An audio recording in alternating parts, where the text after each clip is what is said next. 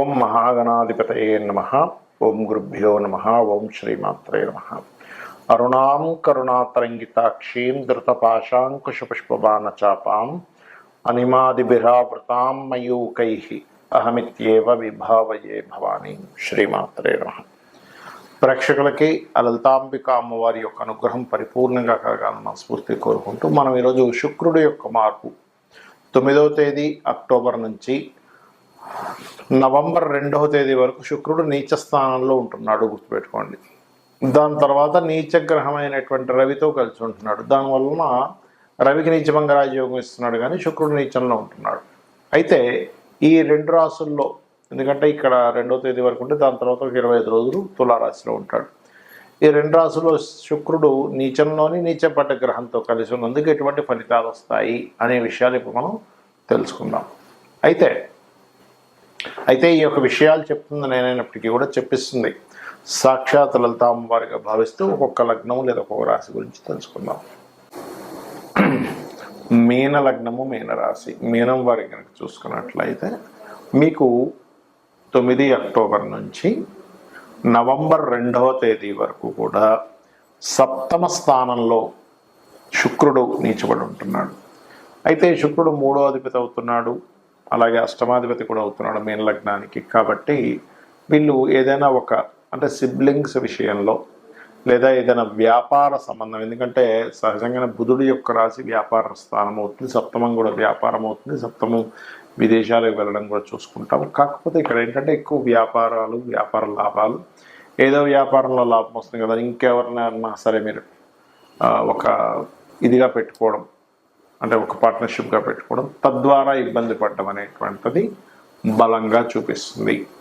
అయితే ఇక్కడ చూసుకున్నట్లయితే మీ యొక్క జన్మజాతకంలో ఇక్కడ ఉన్నటువంటిది ఏమిటి అంటే, మీ వ్యాపార సంబంధించినటువంటి అంశాల్లో ఎప్పుడైతే మీరు ఈ వ్యాపార మూలకంగా ఏదైతే ప్రయత్నం చేస్తూ ఉంటారో పార్ట్నర్షిప్స్ విషయాల్లో చాలా జాగ్రత్తగా ఉండండి. Point number 1. రెండవది, వివాహ నిర్ణయాలు 7మంలో శుక్రుడు నీచంలో ఉన్నప్పుడు పనికిరాదు.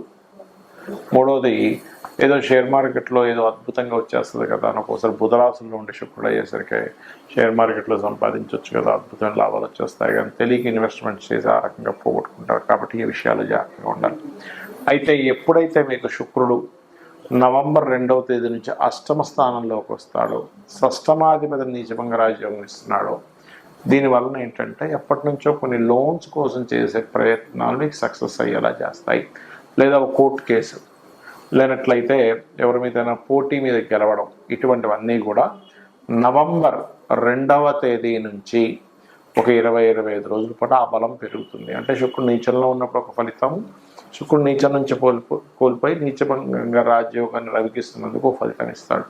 అయితే ఈ యొక్క ఫలితం మీకు పరిపూర్ణంగా రావాలి అంటే మాత్రం మీరు ఏదైనా అమ్మవారికి సంబంధించిన కొంతమందికి చెప్తూ ఉండండి, ఇలా ఉంటుంది అలా ఉంటుంది. అప్పుడు ఏంటంటే ఆ యొక్క పాజిటివ్ రిజల్ట్ అనేది రావడం జరుగుతుంది.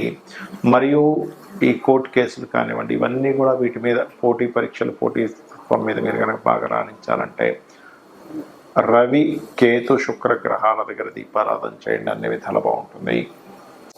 సర్వసాధారణంగా శుక్రగ్రహం కనుక ఎవరికైనా జన్మజాతకంలో బాగుంటే ఎటువంటి ఫలితాలు ఇస్తుంది, ఇబ్బందిగా ఉంటే ఎటువంటి ఫలితాలు ఇస్తుందో చెప్పుకుందాం.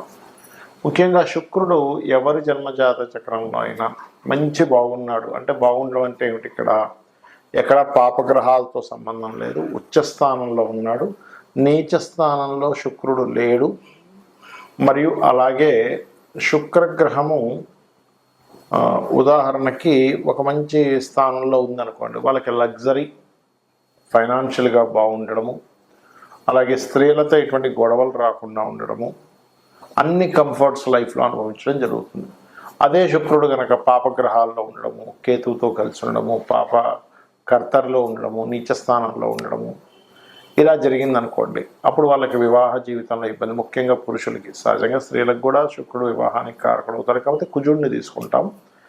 అదేవిధంగా ఫైనాన్షియల్ మ్యాటర్స్లో ఇబ్బందులు రావడము, ఇట్లాంటివి ఇస్తుంటాయి. అయితే బాగుంటే కనుక ఖచ్చితంగా వీళ్ళకి అన్నీ కలిసి రావడము, బాగోకపోతే స్త్రీల మూలకంగా, ధనం మూలకంగా, వీటి మూలంగా ఇబ్బంది వస్తూ ఉంటుంది. కంఫర్ట్స్, లగ్జరీ, వాహన ప్రమాదాలు జరగడం, స్త్రీలకైతే ఏదైనా హెల్త్ ఇష్యూస్ రావడము, అలాగే పురుషులకు కూడా కొన్ని సుఖ వ్యాధులు రావడం లాంటివి ఇస్తూ ఉంటుంది. అయితే ఎవరి జన్మజాతకంలో అయినా బాగుంటే కనుక ఏమి ఇబ్బంది లేదు. కానీ బాగున్నప్పుడు ఏం చేయాలి అనేటువంటిది చూసుకున్నట్లయితే, ఏ గ్రహాల ద్వారా పాపకర్తలు ఏర్పడిందో శుక్రుడికి, ఆ గ్రహాలకి సంబంధించినటువంటి రెమెడీ చేసుకోవాలంటే ఆ గ్రహాలకి దానం ఇవ్వడము అవి చేయాలి. అంటే ఉదాహరణకి శుక్రుడు వెళ్ళి కేతువు కుజుడు మధ్యలో ఉన్నాడు. అప్పుడు కేతు కుజ అంటే మంగళుడికి కేతువుకి కందులు ఉలవలు దానంగా ఇవ్వడం. లేదండి నీచంలో ఉన్నాడు, చాలామంది తెలియక శుక్రుడు నీచంలో ఉన్నాడు కదండి, నేను దాన్ని స్ట్రాంగ్ చేసుకోవడానికి నేను వజ్రం పెట్టేసుకుంటా అంటారు. అది కరెక్ట్ కాదు. అంటే ఎలా అంటే, ఇప్పుడు మీకు ఎవరికైనా షుగర్ వచ్చింది అనుకుందాం, షుగర్ వచ్చింది కదండి, షుగర్ని ఇంకా స్ట్రాంగ్ చేసుకుని చక్కెర తింటానంటే ఎలా ఉంటుంది? దాన్ని వదిలేయాలి. అంటే షుగర్ అనేటువంటిది మీ బాడీలో ఎక్కువ అయినప్పుడు దాన్ని వదిలేసేయాలి, పాడైనప్పుడు. అలాగే ఇక్కడ వజ్రాన్ని ధరించకూడదు. కావాలంటే వజ్రం ఎవరికి ఏదైనా దేవాలయంలో ఏదైనా అమ్మవారి కోసం ధారణ కోసం ఇవ్వచ్చు, తప్పులేదు. కానీ అయితే శుక్రుడు పాడైనప్పుడు ప్రధానంగా మీరు బొబ్బర్లు అంటారు, బొబ్బర్లు దానంగా ఇవ్వడం, ఎక్కువగా గోసేవ చేయడము, శ్రీమాత్రే నమః అనే మంత్రం చేసుకోవడం మీరు ఎక్కువగా చేస్తుంటారు. అప్పుడు ఏమవుద్దంటే మీ యొక్క జన్మజాతకంలో స్త్రీ శాపం ఉంది. చాలామంది చూడండి, స్త్రీ మూలకంగానే ఇబ్బంది అయిందంటారు. అంటే ఒక వివాహం చేసుకున్నాక అమ్మాయి కేసులు పెట్టేసి గందరగోళాలు చేసేస్తుంటుంది. అది స్త్రీ శాపం వల్ల జరుగుతూ ఉంటుంది. లేదా ఒక్కొక్కసారి ఎప్పుడు ఏ వాహనం తీసుకుని ఏదో ఒక యాక్సిడెంట్, సుఖ వ్యాధులు రావడం, ఇట్లాంటివి, ఎయిడ్స్, ఇలాంటి వాటికి కూడా శుక్రుడే కారకుడు, గుర్తుపెట్టుకోండి. అంటే సుఖ వ్యాధులు అన్నిటికీ. అదేవిధంగా మూడవది ఏంటంటే పర్టికులర్గా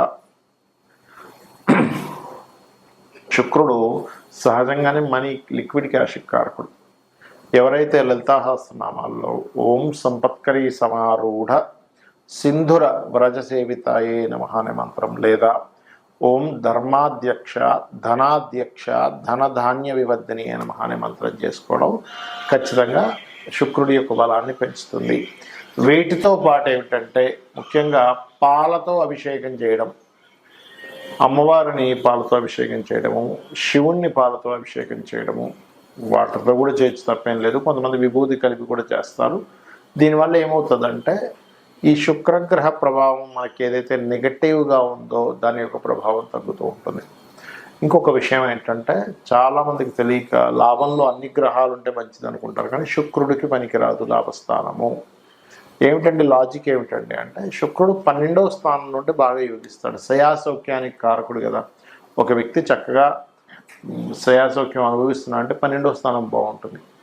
కానీ అదే 11లో ఉంటే 12కి 12వ స్థానం అంటే 12వ స్థానాన్ని వెనక్కి లాగేటువంటి స్థానంగా చెప్తారు. కాబట్టి ఇది వివాహ సంబంధించిన విషయంలోని, శయాసౌఖ్యం సంబంధించిన విషయాల్లోని, వివాహ జీవితకు సంబంధించిన విషయంలోనే ఇబ్బంది ఇస్తుంది. కాబట్టి ఈ శుక్రుడి విషయంలో ఈ జాగ్రత్తలు కనుక ఎవరైతే తీసుకుంటారో, ముఖ్యంగా శుక్రుడు బాగాలేడన్నప్పుడు స్త్రీలతో గొడవలు పెట్టుకోకూడదు, దూరంగా ఉండాలి. శుక్రుడు బాగాలేడన్నప్పుడు పర్టికులర్గా ఏంటంటే ఎక్కువగా మనం ఓవర్గా లగ్జరీ చేస్తున్నాము, దానివల్ల కూడా ఇబ్బంది ఇస్తాడండి. అంటే ఎలా ఉంటుందంటే, నేను కొంతమంది జాతకాలు చేసినప్పుడు వాళ్ళకి ఒక టైం, ఒక 2 months 6 months కొంచెం బాగా డబ్బులు వస్తాయి. అప్పుడు దానికి అలవాటు పడిపోయి, లగ్జరీకి అలవాటు పడిపోయి వాళ్ళకి ధనం తగ్గినా కూడా అదే లగ్జరీ మెయింటైన్ చేస్తూ అప్పులు చేసేసి ఇబ్బంది పడుతుంటారు. కాబట్టి బాగోనప్పుడు ఓవర్ లగ్జరీ ఒకసారి ఇచ్చి మళ్ళీ కిందకి పడేస్తాడు, అప్పుడు ఇబ్బంది పడుతూ ఉంటారు. శుక్రుడు బాగుంటే బై బర్త్ నుంచి బాగా ఉంటుంది. లేదా ఆ మహాదశలు వచ్చినా కూడా కొంతమందికి శుక్ర మహాదశ అన్నారంటే యోగించట్లేదు అంటారు. అంటే దాని అర్థం ఏమిటంటే శుక్రుడు బాగోలేడని అర్థం. కాబట్టి రెమెడీస్ చేసుకుండా నిర్ధారణ బాగుంటుంది. శ్రీమాత్రే నమః.